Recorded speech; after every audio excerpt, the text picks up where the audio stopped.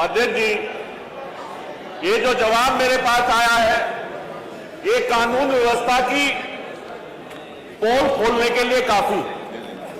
मान्यवर, इसमें 7 महीने का डाटा दिया है, पूरा डाटा इन्होंने दिया है वर्षवार पंजीकृत अभियोगों की कुल संख्या।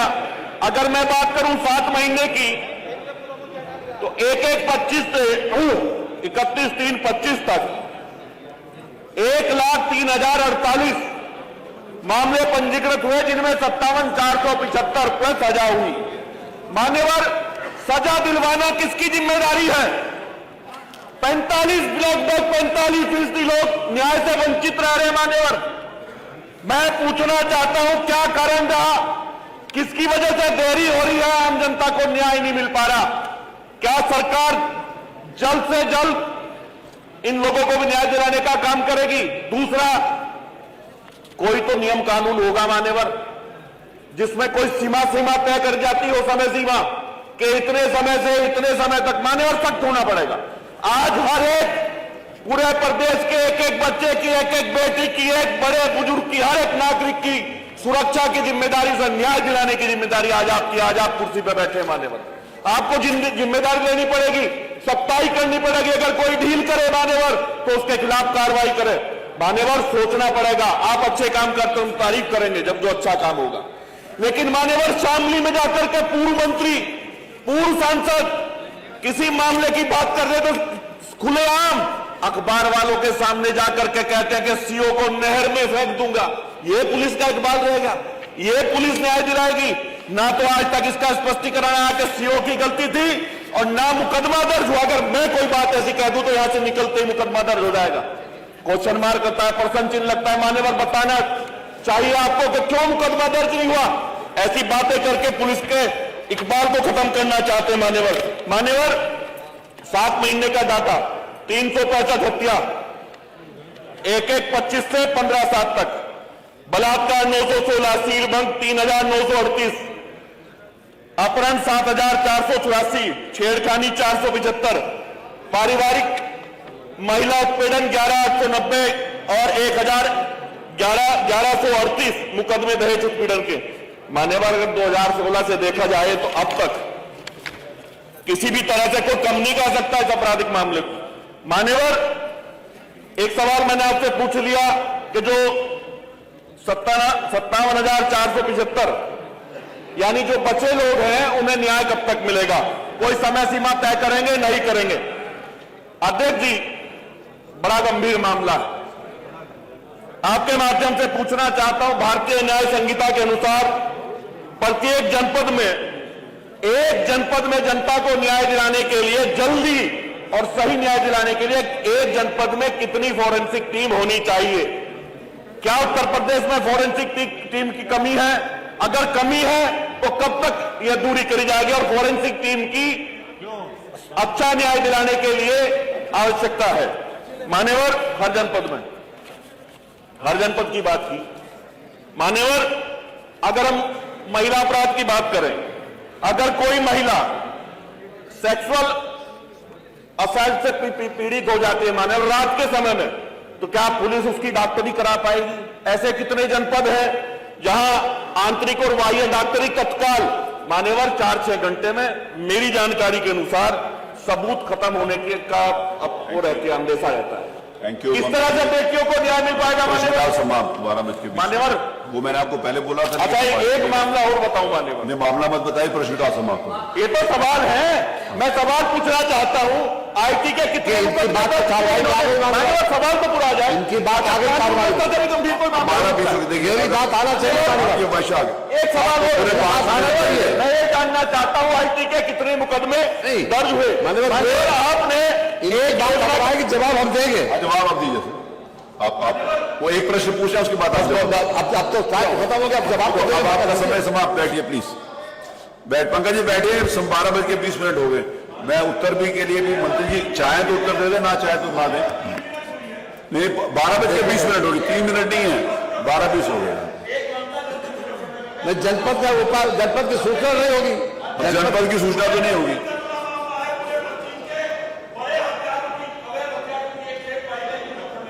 वो आप लिख के अलग से तो जानकारी कर देंगे।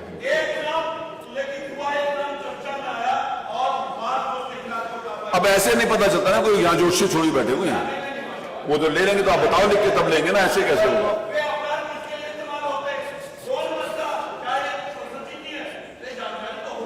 बैठिए प्लीज। माननीय मंत्री जी जवाब देना चाहे तो दे दें, प्रश्नकाल समाप्त हो गया, जवाब देना चाहिए। अब हर एक विषय को लेकर कैसे संभव है पंकज जी, मेरी बात सुनिए, जो आप बात बता रहे हो, इज इट पॉसिबल कि आप जिसके बारे में उसकी जानकारी हो, कैसे पॉसिबल है? आप बताओ ना, आप बताओ कैसे पॉसिबल। माननीय अध्यक्ष जी, माननीय अध्यक्ष जी, आप बैठिए। ये हर चीज के अंतर्गत आपको पूरा अवसर दिया गया, आगे पूरी 12:20 हो गए, मैं मंत्री जी को सिर्फ जवाब देने के लिए नहीं, हर चीज का समय तय है। बैठिए प्लीज। नो प्लीज, अच्छी बात, मेरा रिक्वेस्ट है प्लीज। आप लोग पूछना, आपको पूरे 5 मिनट मिले। कानून व्यवस्था मेंटेन करने के लिए और सबसे ज्यादा इंफॉर्मेशंस हमने ये कोशिश की है कि हम पूरा आपका सवाल का जवाब दे दें इसमें, और हमने दिया है मान्यवर, लेकिन जो बातें आपने उठाई उसका भी हम जवाब देना चाहते हैं। एक आपने उठाई सजा की बात, तो मैं उदाहरण के तौर पर बताना चाहता हूं, इस सरकार ने पहली बार 2024 में 100 दिन में ऐसे 6 केसेस हैं जिसमें 100 दिन में FIR से लेकर और कन्विक्शन सजा तक मात्र 100 दिन में 6 केसेस में सजा दिलवाई वाले वाला, इसका जवाब दे रहे, उदाहरण बता देंगे। बहराइच, सीतापुर, रामपुर, अलीगढ़ मेर अमेठी, इसमें ये क्राइम नंबर सहित हम आपको बताया जा रहा है, आपके पास भेजे दे रहे हैं। बहराइच में 27 दिन में आजीवन कारावास दिया गया। FIR हुई 17/2/24 को, चार्जशीट लगी 24/2/24 को, निर्णय हुआ 22/3/24 को, और इसको आजीवन कारावास हुआ मान्यवर, ये पॉक्सो एक्ट में। आप अभी महिलाओं की बात कर रहे थे मान्यवर, उसकी बात कर रहे हैं। सीतापुर में FIR हुई 14/10/24 को, 28/10/24 को चार्जशीट लगी, 29/11/24 को निर्णय हुआ, आजीवन कारावास हुआ, ये भी पॉक्सो एक्ट में 32 दिन के अंदर। मानवर रामपुर, इसमें 8 तारीख को FIR हुई अगस्त को, 19 अगस्त को चार्जशीट लगी, और 21 और 24 को जजमेंट हो गया, 20 वर्ष अथवा अधिक से अधिक सजा, 33 दिन में सजा हो गई। मानवर इस तरीके से 6 केसेस ऐसे हैं जिसमें 55 दिन, 79 दिन, 93 दिन, ये 24 में सजा हुई मानवर, और 25 में ऐसे 11 केसेस हैं जिसमें 134 दिन में, कम से कम 22 दिन में, और ज्यादा 134 दिन में ये सजा हुई मान्यवर। हम आपको दोनों कागज भेजे देते हैं और आपको भी भेजे देते हैं। बलरामपुर, जौनपुर, चित्रकूट, फिरोजाबाद, श्रावस्ती, बुलंदशहर, हाथरस, रामपुर, बदायूं, रामपुर, ट्रांसजेंडर कमिश्नरेट गाजियाबाद, इसमें 22 दिन से लेकर 134 दिन के अंदर सजा हुई। सजा अपने आप में यह शो करती है कि हम किसी भी तरीके से, कोई भी आदमी को यह हिम्मत न हो कि उस लाइन पर जाए, कि वो अपराध का रास्ता इस्तेमाल करे। ये इतनी जल्दी सजा किसी कार्यकाल में मान्यवर नहीं हुई। यह हमने सजा दिलाई, और एक वैधानिक तरीके से, एक न्यायिक प्रक्रिया तरीके से रही बात फॉरेंसिक की बात पे बात करी, आपकी भी सरकार रही, लेकिन हमने इस समय 12 फॉरेंसिक लैब एग्जिस्ट कर रही है। इस समय फॉरेंसिक लैब आगरा, लखनऊ, गाजियाबाद, कन्नौज, गोरखपुर, प्रयागराज, मुरादाबाद, बनारस, गोंडा, झांसी, अलीगढ़, बरेली, और 3 अंडर कंस्ट्रक्शन है, अयोध्या, बांदा, बस्ती, और 3 के लिए जितनी जगह मिल जाएगी उसको भी पूरी कर देंगे। यानी पूरी सभी मंडलों में, 18 मंडलों में फॉरेंसिक लैब स्थिति, और हर जिले में 2-2 मोबाइल फॉरेंसिक व्यवस्था की गई। मानवर हर तरह से इस सरकार ने पूरी मुस्तैदी के साथ कानून व्यवस्था को मेंटेन करने का काम किया है, और मैं समझता हूं कि पूरे प्रदेश नहीं, पूरे देश और दुनिया में इस बात की कीर्ति है कि योगी सरकार में कानून व्यवस्था 1 नंबर किया बात। आज दिनांक, अब वो प्रश्नकाल समाप्त, अब नहीं उसके अनलिमिटेड पीरियड के लिए नहीं होता। पंकज जी, आप तो वरिष्ठ सदस्य हो, प्लीज। माननीय अध्यक्ष जी, माननीय नेता प्रतिपक्ष। एक बहुत गंभीर मामला मैं आपके संज्ञान में, आपके माध्यम से सदन के संज्ञान में लाना चाहता हूं। फतेहपुर में एक मकबरा था, उस मकबरे पर कब्जा करने के लिए 7 दिन पहले से ऐलान किया गया। माननीय नेता प्रतिपक्ष, आपको इस बात की के लेकिन पूरी बात पहले जानकारी देंगे तब वो लेके रखेंगे ना। आपको पहले जानकारी देते तो अरे मैं अभी जल्दी कहा है तो कहाँ वो जानकारी उनके पास होगी। सरकार को कल से बवाल चल रहा है। मैंने खुद पूछा था गृह सचिव से, उन्होंने बताया साहब वो एक संगठित ढंग से एक पार्टी के नेता ने ऐलान किया कि यह मकबरा हिंदुओं का है, हम इस पर कब्जा करेंगे, और भारी संख्या में लोगों को लेकर वहां आए। ये सही है कि पुलिस ने उसकी बैरिकेडिंग की, लेकिन बैरिकेडिंग के बाद जितनी पुलिस की आवश्यकता थी वहां रोकने के लिए वो नहीं था। ये लोग आए और हल्ला करते हुए पुलिस को धक्का मुक्की देकर उसमें घुस गए और तोड़ फोड़ किया। इससे सांप्रदायिक सौहार्द बिगाड़ने की कोशिश भारतीय जनता पार्टी की सरकार कर रही है। ये नहीं चाहती है कि उत्तर प्रदेश में शांति व्यवस्था बनी रहे। ये केवल यही नहीं, मेरे यहाँ एक 2.0 हेक्टेयर में छोटा सा मजार था और आपके नेता ने जबरदस्ती उसको उजड़वा दिया। तो ये एक परिपाटी चल गई है कि मुस्लिम मदरसों को तोड़ो, मुस्लिम मकबरों को तोड़ो, जिससे सांप्रदायिक सद्भाव बिगड़े और एक पक्षीय राजनीति इनकी चल सके। इसलिए माननीय मैंने इस पर आपके माध्यम से सदन का ध्यान आकृष्ट किया। सरकार के पास कोई बयान हो तो बतावें क्या हो रहा है वहां। माननीय मंत्री जी खड़े हैं, मंत्री जी खड़े। ये इसमें सरकार का और कोई सरकारी तंत्र का किसी प्रकार से इन्वॉल्वमेंट नहीं है। हम इस बात का पूरी तरीके से खंडन करते हैं। माननीय अरे सुनिए ना, सुनिए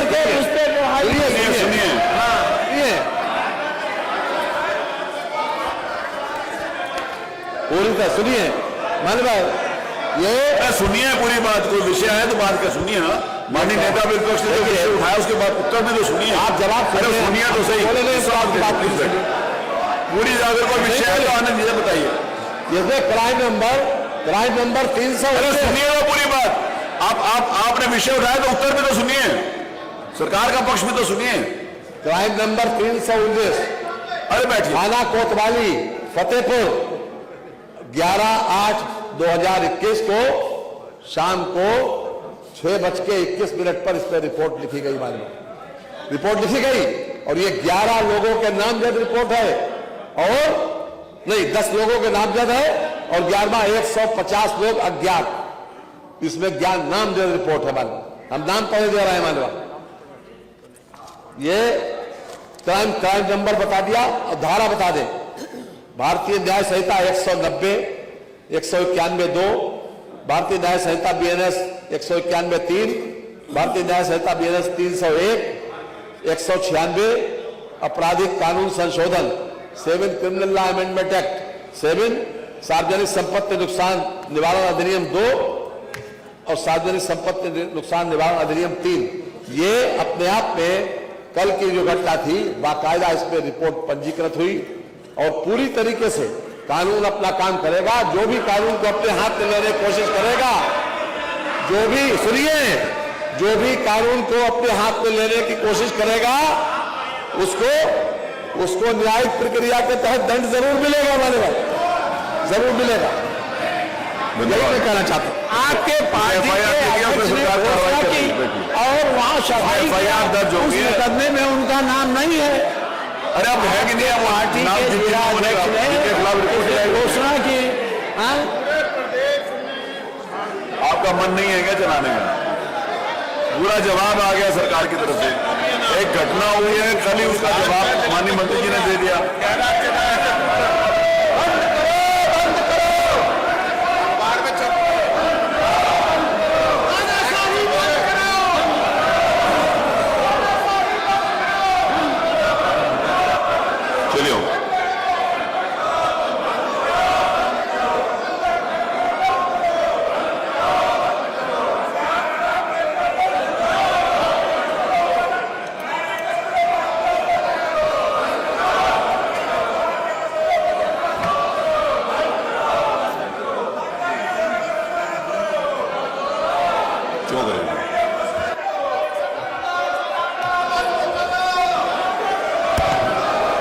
कल एक सुनिए कल एक मिनट देखिए, अगर आप लोगों में से मेरा निवेदन है, मेरा सुन लीजिए प्लीज। मैं सुबह से देख रहा हूं कि आप में से कुछ सदस्य हाउस चलाने में इंटरेस्टेड नहीं है, हर मामले के अंतर्गत कुछ न कुछ कर रहे हैं। मेरा मन और सरकार का मन यह है कि हाउस चले। अभी माननीय नेता प्रतिपक्ष ने किसी विषय को लेकर अपनी बात रखी, माननीय मंत्री जी ने उसका जवाब दिया है। अगर आप मुद्दों के ऊपर चर्चा करना चाहते हैं, अगर आप विषयों के ऊपर चर्चा करना चाहते हैं जो नोटिस आपने नियम 56 के अंतर्गत दी है और उस पर चर्चा करना चाहते हैं, तो मेरा आपसे रिक्वेस्ट है कि आप चलो। अगर आप नहीं करना चाहते, अगर आप हाउस बंद करवाना चाहते हैं, तो मैं आज वो भी उसके लिए भी तैयार हूं। मेरा मन नहीं था कि हाउस बंद हो, मेरा मन यह था कि सारी चर्चाएं हो, सरकार जवाब देने के लिए तैयार है, मेरा ऐसा मन था। अगर आप लोगों का मन नहीं है हाउस चलाने के लिए तो आप बता दो, आपका मन नहीं है तो मेरे को कोई परेशानी नहीं है। If you are not interested कि आप जनता की समस्याओं के बारे में चर्चा करें, अगर आपकी रुचि नहीं है तो मुझे कोई प्रॉब्लम नहीं है, मैं आपको पूरा अवसर दे रहा हूं। नहीं, आप लोग अगर आपको बोलना है तो आपकी बात आई है तो उसके ऐसे इस प्रकार के अनार की नहीं कर रहा हूं ना, सॉरी नो, मैं आपको इस बात की इजाजत नहीं देता।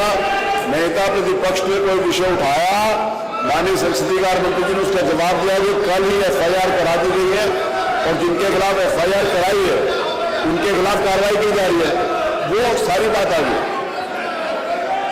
अगर आप देखिए, आज आपके नियम 56 के अंतर्गत जितना आपने मेरे से अपेक्षा करी थी कि सारी नोटिस मैंने ले ली, आज तक जो जितनी भी नोटिस नियम 56 के अंतर्गत कभी भी नहीं ली गई होंगी, वो सारी आज मैंने स्वीकार कर ली और सब स्वीकार करके मैं सब पर बोलने के लिए आपको, मैं इस सदन में घोषणा करता हूं कि विपक्ष सरकार को अवसर देने के लिए, अपनी बात कहने के लिए तैयार नहीं है।